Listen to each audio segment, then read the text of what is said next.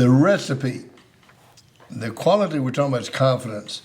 And the recipe for confidence, if you're going to develop the quality of confidence, it's one part positive self-respect and one part preparation. The positive self-respect, we did two stories. One day we did Little Ben Hooper, and Little Ben Hooper goes from being the son of an unknown father with no self-respect to being the son of a king with absolute, complete self-respect. We go with Victor Serebriakov, who's told by a teacher that he's dumb, drops out of school, takes an IQ test, becomes a genius, proves he's a genius. What goes up? Self-respect. See, when you have an enormous amount of self-respect, you have confidence. Where do you get self-respect? You never quit.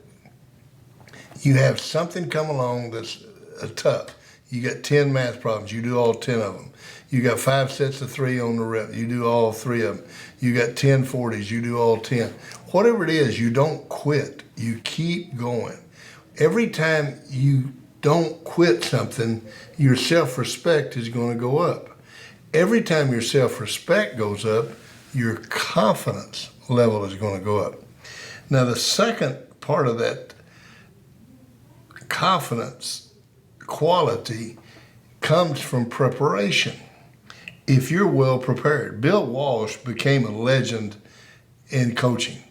He took the worst football team in the NFL, the San Francisco 49ers, who were really a joke when he took over, and they won 5 Super Bowls. And Bill Walsh's complete theory of coaching was preparation. They scripted the first 10 plays of the game. They started on the first day of practice. This is going to be the first 10 plays of the game. So that when they went out there, the game began in a positive manner. Well, if you have success early, confidence starts building. His whole concept was preparation. How do you prepare? They had one concept: practice the game. They didn't practice, they practiced the game. In other words, they said, here's what we're going to do if we have to go for 2 points to win the game. And they had a 2-point play, and they practiced it, and they practiced it, and they practiced it.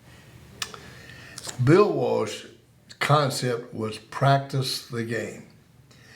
If they were going to go, if there was a possibility that they had to score 2 points, they had a 2-point play.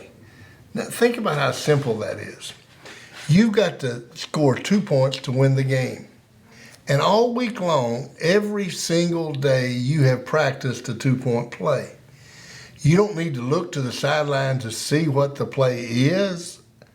You know what it is. You've worked on it all week. What's the confidence level that you have of scoring that 2 points? I can tell you the negative part of that. I went and watched I was an athletic director at a school, and the football coach, they had a 2-point play. They had to run a 2-point play to win the game. They got a delay of game because they weren't prepared. Obviously, they didn't make the 2-point play.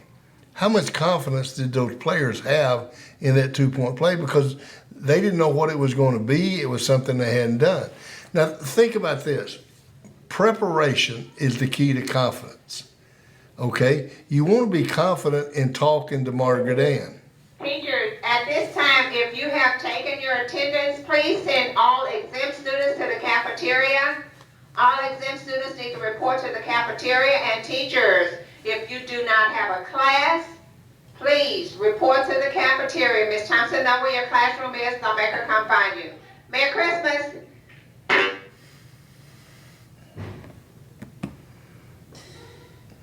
Preparation, the key to confidence.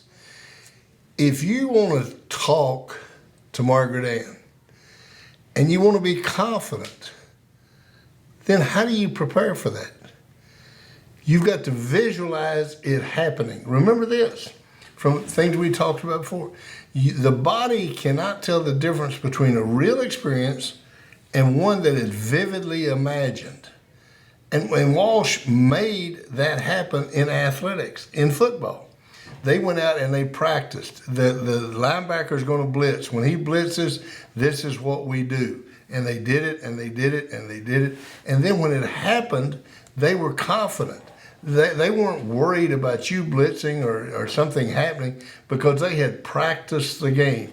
If you want to be prepared, if you want to have confidence in talking to Margaret Ann, prepare for it. Set it up in a way that you imagine yourself doing it, and so when it does happen, you have the confidence. Remember, confidence comes from two things. Number one is self-respect. If you have no self-respect, you will never be confident. Number two is preparation.